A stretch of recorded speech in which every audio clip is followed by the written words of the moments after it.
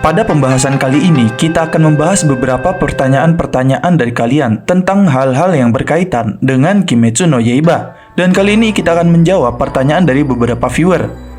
Sekarang mari kita bedah dan kita jawab dari pertanyaan-pertanyaan kalian. Sebelum kalian melanjutkan video ini, ada bagusnya jika kalian klik tombol subscribe dan nyalakan notifikasinya agar kalian mendapat info terbaru dari video kami.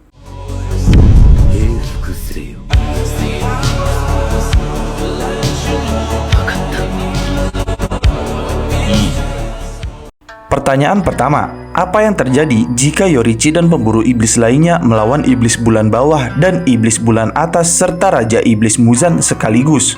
Jika Yorichi bersama dengan pemburu iblis terampil lainnya bertarung melawan iblis bulan atas, iblis bulan bawah, dan Muzan Kibutsuji, itu akan menjadi pertarungan yang cukup intens dan menantang. Tapi lain halnya jika kita kaitkan dengan jalan cerita utamanya, karena pada dasarnya di cerita utama di era Yorichi peringkat iblis bulan atas maupun bulan bawah belum dibuat, atau lebih tepatnya baru dibuat, yang mana anggota pertamanya adalah Michikatsu atau Kokushibo. Maka dari itu jika dikatakan dengan cerita utama, maka pertarungan antara Yorichi berserta pemburu iblis lainnya di era Yorichi itu tidak akan pernah terjadi, karena belum dibuatnya iblis bulan atas dan juga iblis bulan bawah oleh Muzan. Tapi selain daripada itu, terlepas dari cerita utamanya, kita juga akan menjelaskan maksud dari pertanyaan ini. Berikut skenario spekulatif tentang apa yang mungkin terjadi.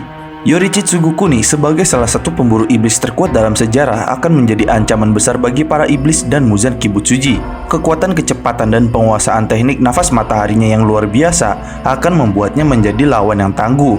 Begitu juga para pemburu iblis di generasi Yorichi. Mereka juga bisa dibilang adalah pasukan pemburu iblis tertangguh yang pernah ada dan tidak bisa diremehkan. Karena di era Yorichi, para pemburu iblis lain sudah memiliki pengalaman bertarung dengan iblis tanpa menggunakan teknik pernafasan. Jika mereka mendapatkan teknik pernafasan dan menguasainya serta mengembangkannya, maka mereka akan menjadi pasukan yang sangat kuat untuk dilawan bagi para iblis. Sudah pasti mereka akan menjadi lawan yang cukup tangguh bagi para iblis bulan bawah ataupun bulan atas sekalipun. Dalam pertarungan melawan iblis bulan atas, Yorichi kemungkinan akan terlibat dalam pertarungan 1 lawan 1 dengan mereka masing-masing, walaupun pastinya nanti sisanya akan dibantu pemburu iblis lainnya. Tapi dengan kemampuan bertarungnya yang unggul dan kemampuannya untuk melihat kelemahan iblis, dia akan memiliki peluang bagus untuk mengalahkan mereka secara individu, sehingga pertarungannya itu memudahkan para pasukan pemburu iblis lainnya untuk menyelesaikan sisa pertarungan dari Yorichi tersebut. Namun, iblis bulan atas memiliki kekuatan dan regenerasi yang luar biasa, sehingga Yorichi pun pasti akan menghadapi tantangan yang cukup berat. Dan pastinya itu bisa jadi akan dibantu dengan pasukan lainnya agar Yorichi memiliki cukup kekuatan untuk mengalahkan Muzan dalam 1 lawan 1. Di sisi lain, iblis bulan bawah meskipun tidak sekuat iblis bulan atas, mereka masih memiliki kekuatan yang besar dalam jumlah. Kecepatan dan keterampilan Yorichi akan memungkinkan dia untuk dengan cepat mengalahkan banyak iblis bulan bawah. Tetapi kekuatan gabungan mereka bisa membuat dia kewalahan jika dia tidak berhati-hati. Di sisi lain, pembunuh iblis terampil lainnya juga perlu bertarung untuk membantu Yorichi melenyapkan iblis bulan bawah dan iblis bulan atas secara efisien. Tapi karena sudah memiliki banyak pengalaman panjang, maka pertarungan ini bagi pemburu iblis lainnya sudah bukan hal yang terlalu sulit lagi bagi para pasukan pemburu iblis di era Yorichi. Selain itu, karena Muzan Kibutsuji adalah lawan yang sangat kuat dan licik, kemampuannya memanipulasi sel dan mengubah wujudnya menjadikannya musuh yang tangguh bagi Yorichi maupun seluruh pemburu iblis. Nah, pertarungan Yorichi dengan Muzan kemungkinan akan menjadi bagian paling kritis dalam pertarungan pertempuran antara pemburu iblis dan iblis. Tapi karena di pertarungan ini ada Yorichi serta para pemburu iblis yang sudah hebat lainnya, maka bertarung bersama atau membantu Yorichi dalam mengalahkan Muzan adalah peluang terbaik untuk mengalahkannya. Jika pertarungan Yorichi bersama Muzan dibantu pemburu iblis lainnya, maka itu akan terlihat lebih mudah lagi bagi Yorichi untuk mengalahkan Muzan dan tidak membiarkannya untuk kabur. Pertanyaan kedua, apa yang terjadi jika pernafasan matahari dan pernafasan bulan disatukan? Sebenarnya pada dasarnya teknik pernafasan bulan adalah cabang dari teknik pernafasan matahari itu sendiri, dan bukan teknik pernafasan yang benar-benar terpisah dan tercipta dengan sendirinya. Sehingga jika kedua teknik pernafasan tersebut disatukan, maka hasilnya akan tetap saja hanya akan menjadi sebuah teknik pernafasan matahari seperti biasa. Karena teknik pernafasan bulan itu dibuat dengan hasil referensi dari teknik pernafasan matahari agar bisa digunakan oleh seseorang yang benar-benar tidak bisa menggunakan teknik pernafasan matahari. Dengan membuat teknik baru, yaitu pernafasan bulan yang teknik dasarnya terbuat dari teknik-teknik pernafasan matahari agar cocok digunakan oleh seseorang yang ingin menggunakan teknik pernafasan matahari tapi tidak bisa mempelajarinya.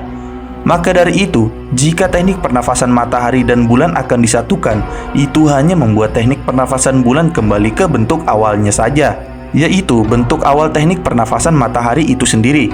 Karena teknik pernafasan matahari adalah inti dari pusat dari terciptanya seluruh teknik pernafasan yang ada di Kimetsu no Yaiba. Tapi jika melenceng dari cerita utamanya, lain halnya jika seseorang bisa mengembangkan kedua teknik tersebut menjadi satu teknik yang baru dan lebih kuat. Dan karena ini menggabungkan nafas matahari dan pernafasan bulan di Kimetsu no Yaiba adalah sebuah konsep yang menarik, hal ini tetap tidak akan bisa dikaitkan ke cerita utamanya. Pertanyaan ketiga, apa jadinya jika saat pertarungan Muichiro dengan Gyoko, Muichiro membiarkan Gyoko melakukan flashback? Jika Muichiro saat pertarungannya melawan Gyoko membiarkan Gyoko mengingat flashback dirinya, maka itu tidak akan berpengaruh apa-apa padanya. Karena dilihat dari sifat Gyoko yang memiliki pribadi psikopat sejak kecil, jika terjadi flashback pada dirinya, maka flashback itu bukanlah sebuah penyesalan dirinya. Sehingga itu hanya flashback normal yang hanya mengingat rekapan masa lalu hidup yang dia jalani selama ini sebelum kematiannya. Dan juga jika di tengah pertarungan itu Muichiro membiarkan Gyoko flashback, itu tidak akan berpengaruh apapun pada hasil pertarungannya.